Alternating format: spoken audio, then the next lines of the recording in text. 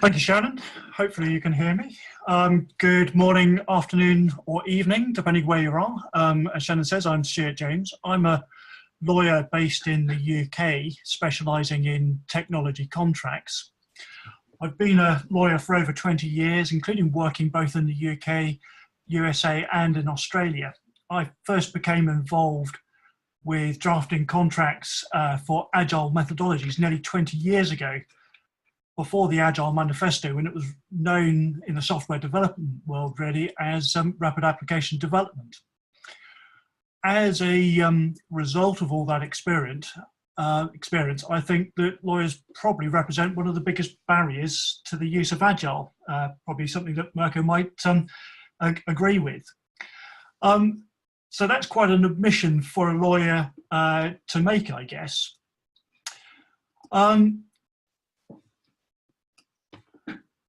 So the purpose of this presentation, if I can get the slides to work, that's better, is to explain why I think that might be the case, why or what some of the myths are that lawyers tend to latch onto when they persuade their clients not to use Agile, and then to look at some of the commercial challenges that are faced by a lawyer when trying to draft a contract for Agile.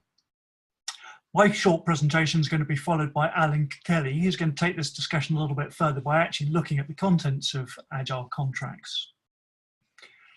So without further ado, why is it that lawyers don't like Agile? Well, lawyers like certainty. They like to have a certain outcome. They like to have certainty of cost, of time, and a whole range of other certainties that they like to articulate and lay down in their contract.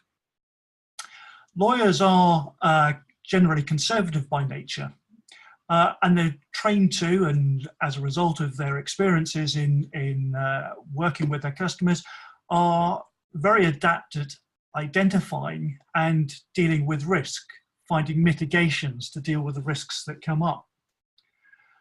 And one of the things that they tend to do by nature is that they prefer to use precedent wherever possible. Examples of contracts that they've used in the past, or drafting of clauses that they've used in the past.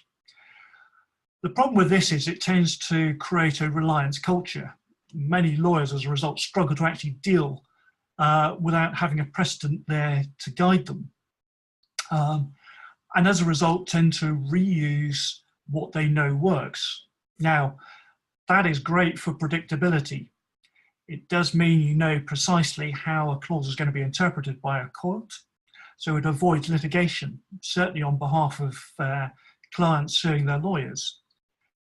But the other side of the coin is it also has the impact of it stifles innovation. So historically, if we look at how particularly software contracts have been developed in the past, in the early days of developing software, lawyers tended to look at what they knew best, which were the engineering and construction type templates that used very sequential processes that suit those sectors. It also suited the early days of software development, where organizations, where developers had to design and build from first principles software applications. And that's probably one of the main reasons why we talk about software engineering, why students go to courses that are about software engineering, because of those initial steps into development of the new technologies. However, we now operate in an environment where parties are seeking to digitize services, and the imperative is very much on a first-to-market approach. And that means that the traditional sequential contracts are no longer as appropriate. Now, I'm not an evangelist. Agile isn't for all contracts, and it's not suitable for all projects. However, the issues that you face with a sequential contract are typically that it tries to articulate all the required features up front, i.e. it front loads all the analysis work and locks in, as a result, the delivery of specific features, regardless of the relevance. And it may well be the case that by the time the solution is actually developed, some of those features or functions are no longer required, or not required in the same degree, or to the same degree as was first anticipated. So that has an so the impact is that the parties are looking at a contract that ceases to reflect the actual needs of the parties going forward. And one of the keys of that is that, having set out the terms of the contract in the initial stages, the parties then become very reluctant to change the terms of the contract going forward. There's actually a resistance to change in the way that contracts are drafted, because from a legal perspective, change means a change in the price, change in the outcome, and you lose some of those certainties. So the contract terms are actually drafted to try and prevent change going forward as the contract goes forward. The result of that is that you end up with a very sort of siloed mentality, with both parties fixed into boxes in a contract that is almost set in concrete, where the parties can't change, they can't develop, they can't react to new requirements or changes in the understanding of how features are required by the parties as the process goes through. The worst case scenario is, of course, that as a result of that, the customer doesn't actually get what they need. Their needs have evolved through the life of the contract, through their understanding of the contract, of the development of the solution, and because they aren't able to change as easily as they thought they were able to, they end up with a solution that doesn't actually match their requirements.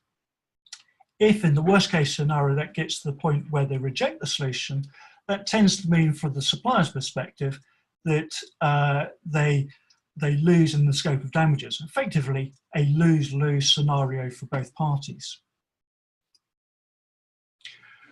On top of that, you get a range of other issues that come into place. For example, the fact that the only way you can contract for Agile is to use a T&M type, time and materials type based of pricing. My experience with Agile is that actually you can use any commercial model that you could use with a sequential contract for Agile. The only limitation or boundaries within the parties is lack of imagination as to how the parties can pay for the various different elements. Agile contracts are often broken into different phases, with a discovery phase at the start, followed by incremental implementations at a later stage. Those different styles of phases can actually be broken up into different types of commercial models. We've already spoken about the uncertainty of the outcome, and that relates around to the scope and the vision for what the parties are trying to achieve by the contract. The reality is that although in an Agile contract you're not going to set down and articulate every level of requirement, the overall outcome of the project will be clear. So, for example, if you're intending to develop a CRM solution, you will still end up with a CRM solution at the end of the project. It's just that some of the features or the functionalities may have changed during the life of the contract. There's also a big need for cultural change between the parties. Agile is very collaborative, and that means that the end users, the individuals who are going to use the solution at the end of the day, need to be much more involved with its evolutionary development. For the customer, that often means, or the executive within the customer, that often means handing over a greater degree of control to more junior employees within that organization. And that loss of control can be a bit scary at times, and is often restricted in traditional contractual models by limiting the scope to which more junior members of the team can actually be involved in taking decisions and being empowered to be involved in the project.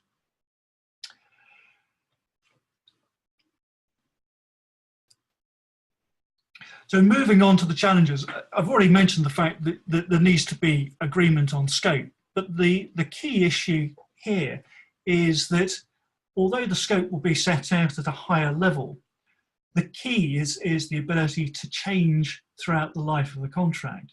And that's achieved by allowing the parties to agree change through a flexible mechanism rather than the traditional restrictive mechanisms that tend to allow for large or lengthy periods of impact analysis that delay the process. There are two levels essentially of change within the contract. There are those that need very quick change processes that still need to understand and recognise the need to articulate those changes and record those changes, and those changes that impact at the higher level specification level, that require a greater deal of clarity and certainty and agreement between the parties. In both instances, the need there is to record and understand how the project has evolved over time. And this is reflected by the need for maintaining documentation of those changes. So the prioritized requirements list needs to evolve, but through version control, that needs to be recorded as part of the process. Agile also brings a greater degree of collaboration, and particularly when we're dealing with things like the development of software, that can confuse who owns the intellectual property between the parties. The reality in most instances are that when you are developing software these days, you are pulling together proprietary materials owned by third parties, and there's a relatively limited degree of new intellectual property that is developed. But to the extent that that is developed, one of the approaches that is often used is a concept of joint IPR ownership. But that in itself is problematic because of the way the legal rules relating to joint ownership operate. And in that instance, it's much better that the parties decide between them which is the best suited to own the intellectual property and agree that through the contractual mechanism. But because of the collaborative nature of the process, if you don't set that out in advance, the likelihood is that you are going to demonstrate, or sorry, not demonstrate, that there will be confusion as to who owns a particular piece of intellectual property because of the joint contribution to its development. That also reflects a little bit in the allocation of duties and responsibilities. So every Agile methodology has its own nomenclature of who does what and the names for those particular roles. And they can be flexible in themselves, but the contract as a result should recognize that changing landscape and be able to follow the changes through the life cycle of the contract. As we know, one of the key concepts of Agile is that you should have regular delivery of iterative steps. And a consequence of that is that you do need to go through a process of accepting those individual iterations as they come through. Now, from a contractual perspective, what typically happens is once an iteration has been accepted, then the parties, certainly the supplier, tends to assume that there can be no change on that. And with Agile, that does actually operate quite comfortably because the acceptance criteria tend to sit and work in step with the development of each iteration. So provided that the iteration has developed or delivered what the party set out at the start of that iteration, then it should be perfectly possible to accept that without having to worry about some subsequent failure of that deliverable to meet its needs. The likelihood is, though, that the needs will change or may change over time, and an iteration that was perfectly acceptable when it was delivered is actually delivering functionality that is no longer required. Now, that is not a case of the iteration has failed, hasn't failed its acceptance criteria. It is just that the project has moved beyond the level of functionality that was delivered by that iteration, and it can move on as a result. I'm conscious now that I'm starting to go over time. So I've talked a little bit about commercial models and controlling the cost. The commercial models that are available are infinite, and it's really only a case of matching the commercial model to the nature of the development and the processes that have been taken by the parties to achieve a commercial model that matches the delivery that's being required by the project. Shannon, I'm going to stop there and wait for questions at the end, and I shall now hand back to you.